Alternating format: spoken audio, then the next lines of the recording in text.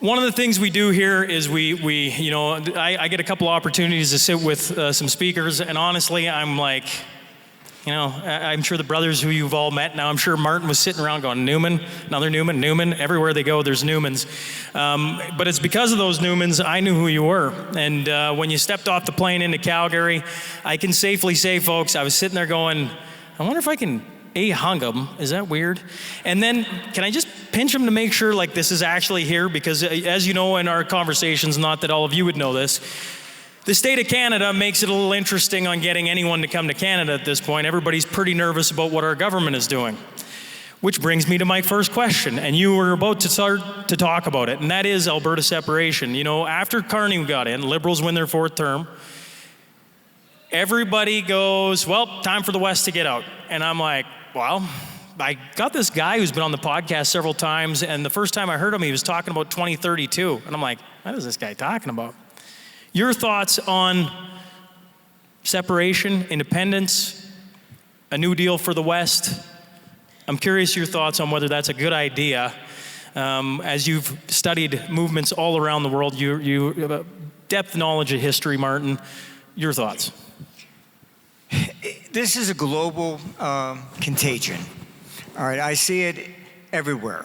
You're looking about separating no matter what country.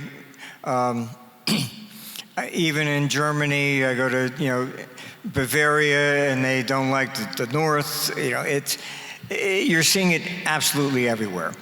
The biggest problem is you have this consolidation of government. And they think that they can put on one size fits all. And this is how governments fail throughout history. Alberta, you take that out of Canada, and Canada is basically a third world country. Without Alberta, it doesn't exist, really. And actually coming up here, they were asking me, are you coming here for business? I said, I'm not here to buy Canada, I'm here to offer you a deal. He said, what's the deal? We'll take Alberta, I'll give you California, Washington, Oregon, and I'll throw in New York.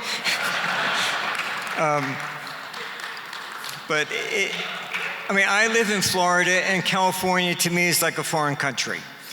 You're seeing this division everywhere. It's not just Canada. I think it's largely because the economics of this centralized type government is what's wrong. If you look at when Camilla was running, and somebody in one of her rallies said about God and abortion, and her response was, you're at the wrong rally. So in other words, you become president, I don't care about your religion or anything, take it, stuff it, it's gonna be my way. That's what's wrong. You can't have this type of government. And I see it in Europe. It's, we don't care about your culture, what you want. They brought in, all these migrants changing. I have friends in Germany will not even allow their 13-year-old daughter to walk 2 blocks to the bus stop anymore. You're changing things. The joke in Britain is that it's going to be, the favorite Islamic country. It's the #1 name of male births is Mohammed. And they just, charging a guy with a hate crime because they asked somebody, do you speak English? It's just going off the deep end. If you were talking, because I know there's different people in here who are maybe volunteering for some different organizations, because the big thing right now in Alberta is with Danielle Smith's announcement to reduce the signatures required to push for a referendum. She's putting legislation through to put it down to 177,000 signatures. In your study or watching of, because Alberta's not the only one, as you pointed out, this is happening everywhere, and it's certainly happened in history. As you look ahead, for those people who want Alberta to get out of Canada, knowing that if Canada leaves, Canada becomes a third world country. And when Martin says that, I believe him. And you go, if you think the rest of Canada is going to let Alberta go willingly, I would say erase that thought from your mind. To the people in the audience, or the people who eventually watch this talk, if they're from Alberta and they're serious about it, what has history taught us about successful separation movements? Generally, that eventually that's the way it happens. I mean, Maine, New Hampshire, they separated. The Civil War, Virginia separated, became West Virginia. Dakota separated, North versus South. Separation is much more common than people realize. And it's largely, when the Federal Reserve was created, it was actually a brilliant design. It was based upon what J.P. Morgan did during the panic of 1907. He got the banks together to bail out the ones that were in trouble. He said, if we don't do that, then the panic will spread to everybody. And he was correct. All right, so the Fed was the original design. I know a lot of people hate, oh, central banks are bad. No, that's all propaganda. All right, the original design of the Fed was that to stimulate the economy, it bought corporate paper, not government. So that's where the term lender of last resort came from. So that if a corporation couldn't get a loan from a bank because they weren't lending money, you went to the Fed, you issued 90-day paper, the Fed bought it. So you didn't have to lay off people. Then World War I comes. The politicians said, okay, don't buy corporate anymore, you buy ours, because we got to issue debt for the war. And they never put it back. Then FDR comes in. He's trying to sell his New Deal. So what happens? He usurps the power of the Federal Reserve. One interest rate fits all, sticks it in Washington. You can go on newspaper.com and look at an old newspaper and interest rates from the 1920s. Why do we have 13 branches? Is because we have regional capital flows. They understood this. That's what the panic in 1907, you had the 06 San Francisco earthquake. So capital insurance companies are on the East Coast, it moves to the West. So there's a shortage of money over here, banks fail. That's what J.P. Morgan saw. So the Fed, with 13 branches, if you look in the old newspapers, one would have 4%, another would have 3%. It was to attract money to those areas. Now, I was here in Canada in the late 80s when you had the big real estate booms in Toronto. And the central bank was raising interest rates over there to fight real estate speculation, and you're putting miners and farmers into bankruptcy out here. In the US, we called it the New York-Texas arbitrage. When Texas was doing well, because oil's up, New York, that's inflation, New York is down. We have different regional issues. And this is why I say separation becomes necessary, or at least a complete revision back the other way, as it was before FDR. All right? Then you're not punishing somebody in Alberta because of somebody in Toronto. And that's what's happened. It's systemic across the globe. Simply because FDR did that, oh, we'll just copy the United States, you know, and it's not correct. You have different regional flows. When commodities are doing well, it's inflationary to the financial center. I'm curious, you're in your talk, you talked about the flow of money and following it. As we sit here today, what is the flow of money telling you about where we're at in the world, or if you want to come a little closer to home? Canada's always great, but North America? It's, we ended up basically the largest institutional advisors anywhere. Mainly because of the currency. So I can tell you all the gold that's been moving out of London and Zurich to over here, it's our clients. I told them, look, here it is. They know war's coming. every talk show is talking about war or whatever. When that first bullet flies, Europe's going to put in capital controls. All you have to do is look at what they did after World War I. All the European stock markets closed. Forgive me for a newbie. Capital controls. What does that mean to the? You can't move money out. They restrict it. They shut down the stock markets after World War I, so you couldn't sell stock to take the money out of the country. This is why they're trying to move to digital currency in Europe rapidly, because it's a complete control mechanism. This is what happens in war. Yeah, and it's I feel a little naive being over in Alberta. I could be wrong. I don't wake up and digest, I don't know, does anybody in this crowd digest the CBC on a daily? I'm sure there's a couple that just check in.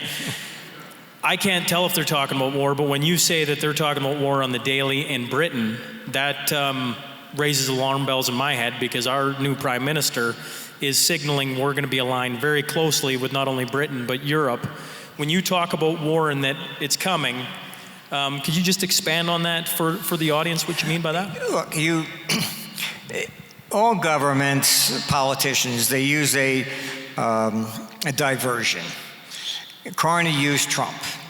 Okay, oh, he's going to take the country, all this, So he didn't run on like, vote for me because I'll do a better job with the economy or anything like that. Okay, it's Trump, Trump, Trump. He seemed pretty quiet when he met Trump. Oh yeah. Wasn't elbows up anymore. Because people don't really understand the economy. That's why they used to send me in to meet with all these different people. The capitalization of just the New York Stock Exchange is bigger than all the exchanges in Europe combined. Why is the U.S. the reserve currency? It's got nothing to do with gold and all this other, and debt and whatever. U.S., out of every dollar spent by a consumer in the world, 25% comes from America. So Japan needs to sell their Toyotas to Americans. Germany needs to sell their BMWs to Americans. You have to price it in dollars, okay? When the whole euro-dollar, bullshit, it's because after Bretton Woods, they thought, oh, the dollar is going to fall. Dollar went up. Oh, it went up because it's priced in oil. So it became, oh, that's the petrodollar. No, we have the largest consumer economy. They have nothing. If you look at Europe, what percent out of $10 is a consumer spending of Europe? All of Europe, $1.29. And Carney wants to join with Europe? Good luck. You're going to have a very serious recession. Simple as that. They don't have the infrastructure or the economy. All right. Mainly because everything is so regulated. The more regulations you put on things, the lower the economic growth. Simple as that. And both Russia and China, they've learned this. Even Eastern Europe, they don't want to go back to communism. Putin wants to take Europe. For what? You have no natural resources. All right, what's he going to get out of it? He's going to walk into France and you're going to say, are you going to pay our pensions? That's about it. There is nothing there of value. All right, taking Russia, yes. They're the richest country in the world from a natural resource perspective. They have approximately $75 trillion, which is why Hitler wanted it, Napoleon. Most people don't realize, but 1917, Russia had the world's largest gold reserves. They could probably make a movie of this. Somebody hid all the gold reserves. They still don't know where they are today. They think it was buried in a forest someplace or dropped to the bottom of a deep lake, but they didn't want the communists to get it. But it's the world's largest, it'd be like, the Knights Templar treasure, So many people have tried to find it, but nobody has. You mentioned Carney, and I'm curious, as a Canadian and doing the show, you know, I have my thoughts on him, but, you know, he's been, you know, Bank of Canada, Bank of England, he's been all over the place, and in very, I don't know, elite circles, maybe is the right way to say it. I'm curious your thoughts on Carney being the new Prime Minister. Look, these people have no experience. You know, it's pretty dismal. I mean, look at Christine Lagarde, goes from the IMF to the ECB they're just part of the club. That's it. It's not like, do you have a qualifications to be the head of the country? There's no degree in that, you know. You might as well ask somebody driving a cab or an Uber. You know, you want to take the job? School teacher, Jim. What was he? Drama teacher. Yeah, I mean, it's most. You know, sometimes I do say that maybe it would be better if I was one of those people with the driving my car by myself with the mask on and thinking it's, you know, bliss, you know. I mean, I've just been drug in behind the curtain so many times I don't want to see it anymore. I've had lots. I showed it to Chris Sims somewhere in the crowd right now. I've had her on multiple times. She's brought up, you know, in Carney's plan, there's a lot on the climate. One of the things, you know, is we can all probably seen at the gas pumps, we got rid of the carbon tax, so our fuel dropped by 20 cents on April 1st, and, you know, hurrah, he's man of his word and everything else. But then, you know, if you watch him, he starts talking about carbon tariffs, and he's going to tax any products bought from a nation that has no carbon platform program. You get the point. What would a carbon tariff do to the Canadian economy or to the American economy if Kamala ever got into the same thing? The truth, climate change agenda is all bullshit.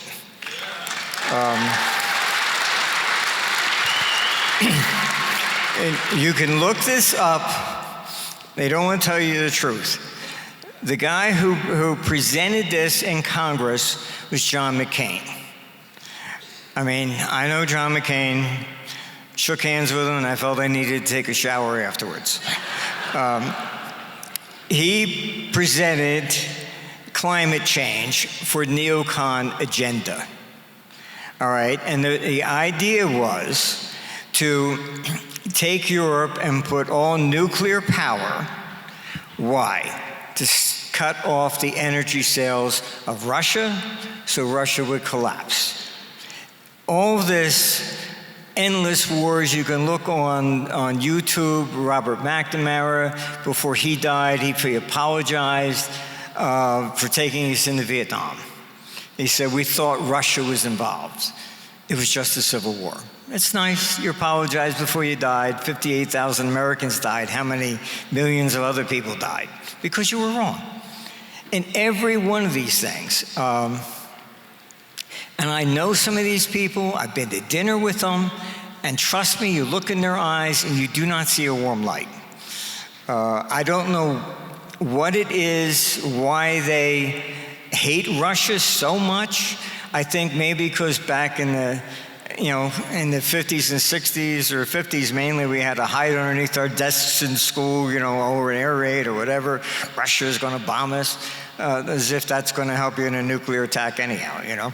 But I don't know if they were mentally deranged by all that. I really don't know. But they've been obsessed with going after Russia. And everything they do, Obama tried to take us into Syria. That was to do a pipeline to cut off Russia. Everything, there was Victoria Nuland ran to Niger. Why? Because the taxpayers of America, undisclosed, were paying for a pipeline from Nigeria to Europe to cut off Russia. It's always Russia, Russia, Russia. If I come back to carbon tariffs, though, to the business person in the audience, what would a carbon tax do climate, all agenda aside, because we can agree on lots of things, but the fearless leader of Canada right now is talking openly about a carbon tariff. Yeah, it basically is going to lower your economic growth. Which is already low. Yeah, I mean, look, it's why let them do it, because I think it would be another nail in the coffin to help Alberta leave. And I would be glad to swap them. I'll give them California. You can take those. Do you think Alberta, so there's, sorry folks, maybe there's 5 trains of thought. There's 3 that stick out to me. There's the Alberta, Danielle Smith's, a sovereign Alberta within a united Canada. So you're more like Quebec. There's the independent country, let's call it, an independent nation away from Canada, no longer a part of it. And then there's the 51st state idea where, Donald Trump keeps talking about a 51st state and the rest of Canada doesn't want it. And I know there's a chunk of Alberta that would change over tomorrow if they could. Is that a possibility? Well, look, in all honesty, if you go back to the American Revolution, there's been so many times about Canada and U.S. joining. Economically, yes, it makes sense. Okay, what's the difference? We basically really have the same kind of culture anyhow. Albertans would love the American dollar, for one. They'd love guns, for 2. And what a free speech. I'm sure there's a couple other things they would enjoy that Americans have. Some Canadians I spoke to, they said we should basically thank Trump, because they didn't even know that each province acts like a separate country and put tariffs on each other. That's illegal in the United States. But these are all things left over from the socialistic agenda.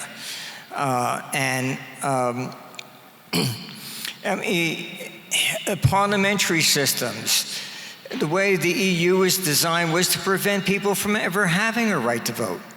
You take, Ursula, she's never stood for an election, ever.